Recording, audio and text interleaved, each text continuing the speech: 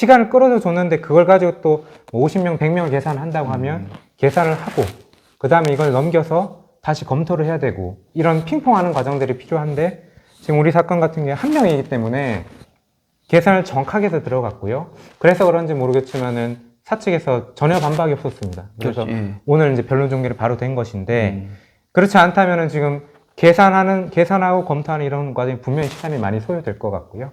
그래서 지금 아직 다른 사건들은 변론이 종결되지 못하고 계속 진행되는 게 아닌가 싶습니다. 그렇죠. 저희 이제 부산본부가 사실, 임금 채권은 개별직 권리지 않습니까? 그렇습니다. 그래, 이제 개개인들이 소를 제기하거나 해야 되는데, 저희는 그래도 부산 지역 같은 경우는 전체 다수의 노동자들이 노동조합으로, 한 개의 노동조합으로 잘 뭉쳐 있기 때문에 대표소송을 처음에 이제 연구를 했던 거죠. 네. 그러니까 개별소송이나 또 단체소송을 하게 되면, 특히 단체소송을 하게 되면 그 수천 명이 단체소송을 했을 때 과연 이 재판이 얼마나 걸릴 건지, 그리고 그 개개인들의 최저임금과 비교대상 임금, 이 차익을 또 산정해서 우리가 받을 금액이 얼마인지를 내는 것도 상당히 이게 복잡하고 많은 시간이 걸릴 것 같더라고요. 그래서 대표소송을 했는데, 이제 이 대표소송을 두고, 대표소송에 대해서 이제 이 결과를 따르겠다고 노사간에 합의를 했고요. 그러니까 이거는 이제 중앙에서 합의를 했는데, 또 만약에 개별 사업장에 있는 사업주들이 이걸 이행을 안 하면 또 안 되지 않습니까? 그래서 그 사람들도 이 합의에 따르겠다라고 하는 동의서까지도 다 받아 그런 상황입니다. 그래서 이제 이거는 노사간에 할 수 있는 거는 다 했고요. 근데 제가 궁금한 거는 이제 이 대표소송에서 우리가 승소해서 이겼다. 그래서 얼마를 지급하라. 이제 이거는 개별적인 거고 시간이 아마 놓을 겁니다. 제가 볼 때는. 예를 들어서 이 잠탈된 시간, 잠탈되기 이전으로, 그러면 지금까지가 잠탈했으니까 잠탈되기 이전의 시간이 얼마인지, 그 시간이 8시간이라고 하면 8시간이 딱 특정되면 개개별로 다 계산을 또 해봐야 되겠죠. 그죠? 해서 이제 청구를 할 텐데, 우리가 요구를 해서 받을 텐데, 우리가 이겨서 이 돈을 받을 수 있을지 없을지, 이걸 또 걱정하시는 분들이 꽤 많습니다. 예를 들면, 뭐, 채권에 대해서 감료를 해야 되지 않느냐, 또 이렇게, 이거 이겼다 하더라도 못 받으면 어떻게 되느냐, 뭐, 또 이 합의를 지킬 것이냐 말 것이냐, 이런 이야기들이 많습니다. 혹시 이와 관련해서 뭐, 해주실 수 있는 말씀이 있는지, 네, 답변을 드리겠습니다. 네. 일단은 대표 소송으로 진행되는 장점은 이제 조금 말씀을 드렸던 것 같고요. 그래서 이제 시간이 지금 많이 단축이 됐고, 그 다음에 또 하나는 이제 비용도 많이 세이브를 한 겁니다. 그렇죠. 그러니까 만약에 한 분 한 분이 원고로 들어간다고 하면은 이 속가에 따라 가지고 인지대라는 게 계산이 되는데 이게 마치 그 고기 무게 많이 나가면은 돈 많이 줘야 되는 거랑 비슷합니다. 그래서 이제 법원에 내야 되는 인지대라는 것도 많이 발생을 하고, 그리고 사건이 이제 여러 개가 되면은 거기에 따라서 당연히 변호사 수임료도 이제 증가를 하겠죠. 그래서 비용과 시간 측면에서 지금 많이 우리가 이득을 본 것인데, 반면에 이제 조합원분들이 우려를 하실 수 있는 부분은 이 대표 소송이라는 거는 이게 대표 소송이다라는 게 노사 간에 그 서면으로 이제 합의가 분명하게 되어 있어야 되겠죠. 네. 그래서 이 결과에 따라서 이 대표 소송 결과가 나오면은 사업장은 서로 다르지만은 합의는 다 했을 테니까요. 그래서 그 결과에 준해서 나머지 우리 조합원분들도 지급하겠다, 미달임금을 지급하겠다는 게 합의가 되어 있으면 그 합의는 이제 지켜줘야 되는 것이거든요. 그래서 그 부분에 대해서 저희 본부가 다 계획이 있으시고요. 네, 계획이 있으시고 치밀하게 준비를 해서 들어가셨기 때문에 거기에 대해서는 너무 우려를 하시지 않으셔도 좋고, 그 다음에 이제 사건이 다 끝난 다음에 승소를 했더라도 이게 그러면은 한 사람당 2천만 원이다, 2,200만 원이다. 그거를 과연 우리가 실제로 우리 주머니에 들어가는 돈으로 전부 다 받을 수 있겠는가? 그 부분에 대해서 우려를 하실 수 있죠. 그렇죠. 이거는 이제 충분히 할수 있는 사실은 거죠. 네. 그러니까 지불 능력이 없다라고 보면, 지금 우리가 100대 기준으로 택시사를 보면 부채 이런 걸 다 감안하면 한 5억에서 10억 정도면 다 인수할 수 있는 정도거든요. 뭐 제가 정확하게 산정을 해보지 않았지만, 그런데 1인당 2천만 원 치고 100명이면 20억이잖아요. 그걸 과연 내놓고 그분들이 업을 할 수 있을까? 그냥 손 털고 가지 않을까? 이런 생각도 든단 말이죠. 그래서 이제 다른 사건에서도 사실은 마찬가지입니다. 승소를 하더라도 상대방이 재산이 없어서 그러면 이제 이 판결문은 조금 심하게 말씀드리면은 이제 그냥 종이 조각이 될 수도 있는 거죠. 이걸 가지고 승소를 해서 내가 10억을 받을 수 있다는 거를 판결문이 있어도 상대방이 지금 1억도 없어서 예. 시중에 말하는 그냥 배 갈라서 가져가라 이렇게 하면 배째라면 그렇죠. 배째라고 하면은 방법이 없는 거는 맞는데 그렇기 때문에 이제 뭐 가압류 이런 것들을 말씀을 주실 수 있죠. 근데 가압류 이런 보전 절차를 들어가더라도 문제는 무엇이냐면 원칙적으로는 가압류를 하기 위해서는 상대방 재산을 이제 묶어 놓는 것입니다. 예를 들어서 예금 채권을 묶어 놓으면 회사는 이 계좌 마음대로 이제 돈 인출하고 이런 것들을 못 하게 되는 것이죠. 부동산을 묶어 놓으면 부동산 묶어 놨다 나중에 이제 본압류라는 걸로 전이를 해서 경매해가지고 거기서 우리가 받을 수도 있고. 근데 이제 그렇게 하기 전에 그 보증금이라는 걸 이제 넣어야 됩니다. 왜냐하면 상대방 재산을 이렇게 묶는 것이기 때문에 통상 이제 법원에서는 40% 정도를 미리 법원에 넣어 놓으라고 이제 담보 제공 명령이 나오거든요. 그럼 우리가 10억을 받을 게 있으면 4억을 넣어놔야 그렇죠. 담보 제공 명령으로 보통 40% 정도를 납입을 하라고 들어오는 겁니다. 그러면은 2천만 원을 기준으로 해서 이제 말씀을 드릴 때 2천만 원이고 우리 조합원이 50명이다. 그래서 이제 10억 정도다.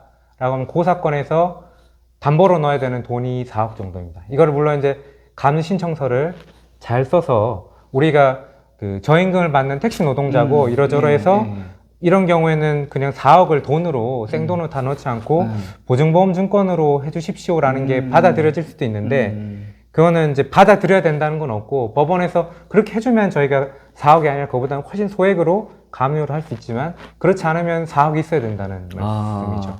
그리고 그렇게 해서 가압류를 하더라도 실제로 이제 국장님 말씀 주셨던 것처럼 탈탈 털어도 10억이 없다. 그거는 이제 뭐 법원도 해줄 수 없는 일이 생긴 거죠.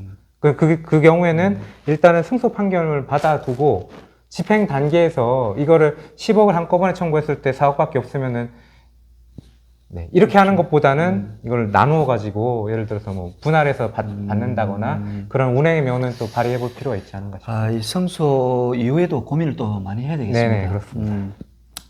그런데 이제 이 대표 소송과 관련해서 그래도 많은 분들이 이제 의구심을 갖는데요. 혹시 대표 소송으로 승소하고 또 그것이 지켜진 사례가 있는지 혹시 그것 좀 설명 가능할까요?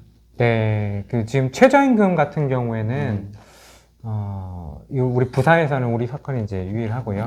그 종전에 이제 제가 타 지역에서 여러 건의 사건들 지냈지만 다 개별 소송이었습니다. 그래서 이제 제가 작년에 이제 강의를 했을 때 기억하시는 우리 조합원 분들 계실 텐데요. 16년에 들어간 게 아직 안 끝났다. 지금 이제 끝났습니다. 작년에 종결이 해서 끝났는데 그건 이제 한 건 한 건이 따로 이제 종결이 됐던 부분이고 대표 소송 같은 경우는 이제 통상임금 소송을 아마 들어보셨을 것 같습니다. 우리 조합원분들이. 기아자동차인가? 네, 기아자동차가 이제 대표적인데 기아자동차는 이제 민주노총 사건이니까 제가 하지는 않았고요. 그 사건도 이제 보면은 원고들이 뭐 수만 명 이상 들어가야 되겠죠. 근데 그렇게 진행되지 않은 것으로 알고 있고 민주노총 사건이고 저희가 했었던 사건들도 이제 어느 사업장이라고 말씀드리기는 조금 어렵지만은 예를 들어 뭐 1000명의 조합원이 있는 사건에서 뭐 직급별로 해가지고 뭐 10분 정도가 들어갔다, 20분 정도가 들어갔다고 하고 이게 대표 소송이다. 그래서 이제 사건 번호도 적시를 하는 거죠. 예를 들어 뭐 부산 같으면 부산지방법원 2020 가소 모 사건은 대표 소송이고 이 사건 결과에 따라서 다른 조합원들의 경우에도 그 결과를 준용을 해서 지급을 한다는 거 이제 합의를 해두고요. 그리고 이제 판결 승소를 해서 성공적으로 이제 마무리했던 사건들이 적지 않습니다. 그러니까 뭐 대표 소송이 뭐 효력이 없다. 이거는 뭐 다 거짓이라고 보면 되겠죠. 네, 그것도 이제 합의이기 때문에. 그러니까 합의를 했으니까. 그리고 노사간에 합의한 것을 뭐 노사간에 합의된 걸 안 지키면 이게 우리가 조직된 힘이 있으니까 꼭 이 사건이 아니라 하더라도 여러 가지 방법으로 충분히 대응할 수 있다고 저는 그렇게 봐집니다. 네, 합의이기 때문에 또 어기게 되면은 거기에 따라 이제 후속에서 소송으로 해결할 수 있는 부분도 있고. 그렇죠. 그러니까 우리 조합원들께서 대표 소송에 대한 의구심을 안 가져주셨으면 고맙겠습니다. 뭐 이제 대략적으로 뭐 다 짚어본 것 같습니다. 근데 이제 뭐 그 전에도 이야기를 쭉 했지만 뭐 결론적으로 우리 조합원들이 가장 궁금해하는 것은 과연 이 재판이 언제 끝날 것인지, 그리고 정말 어느 정도 받을 수 있는 것인지, 이게 이제 아주 가장 궁금해할 것 같아요. 제가 볼 때는. 근데 재판이 지금 이제 1심이 진행 중에 있는데 2심, 또 대법원까지 안 가겠습니까? 이게 1심에서 끝나지는 않을 것 같은데 그렇게 봐주시죠. 우리 부산에서는 지금 우리 사건이 제일 빨리 진행이 된 것 같고요. 예. 근데 이제 우리 사건만 만에 있다고 하면은 이제 국장님께서도 지난 변론을 직접 그 참관을 하셨기 때문에 분명히 보셨지만은 바로 사실 선고를 할 이런 기세였거든요. 근데 지금 초두에 말씀드렸던 것처럼 부산법원의 사건들이 뭐 300건, 400건이 있다 보니까 이제 이 사건들 중에서 이제 가장 덩어리가 큰 아마 합의부에 가 있는 모 사건이 되겠죠. 그래서 그 사건이 그러면은 도대체 언제 끝나느냐에 따라서 우리 사건은 지금 저희가 할 수 있는 일들은 다 해둔 상태지만 판결 선고를 기다리는 건 제가 해서 저도 궁금해서 오늘 그 모 법인에서 이제 사용자 측은 집단으로 대리를 하고 있죠. 거의 다 맡아 대리를 하고 있어서 그 변호사분께 이제 제가 여쭤봤습니다. 이게 언제쯤 끝날 것 같으냐 도대체. 우리 이제 끝났는데. 답변은 나도 모르겠다는 거거든요. 아, 그분도 모르겠다. 네, 나도 그러니까 모르겠다. 피고 측 변호사. 네, 그렇죠. 네. 뭐 100건이 넘게 가지고 있고 뭐 지금 이 대응하는데 바쁘기 때문에 앞날은 안 보이는 거죠. 그래서 도대체 언제 끝나는지 나도 모르겠고 어쨌든 그렇습니다. 네, 그게 답이거든요. 그래서 저희 조합원 동지 여러분께 말씀드릴 수 있는 것도 우리 본부에서 할 수 있는 거는 다 진행을 해뒀고 결과도 제가 보기에는 승소를 또 변호사 장담하면 안 되는데요. 좋은 결과 나올 것으로 예상을 하고요. 그리고 이제 금액 부분도 이미 이제 공지가 되었을 것 같은데 만근을 하신 조합원 기준으로 해서 2천만 원 조금 넘는 것으로 일단 저희는 계산이 됐습니다. 예, 예. 네. 그러니까 이제 이건 만근을 기준으로 해서 그 정도 금액이고 네네.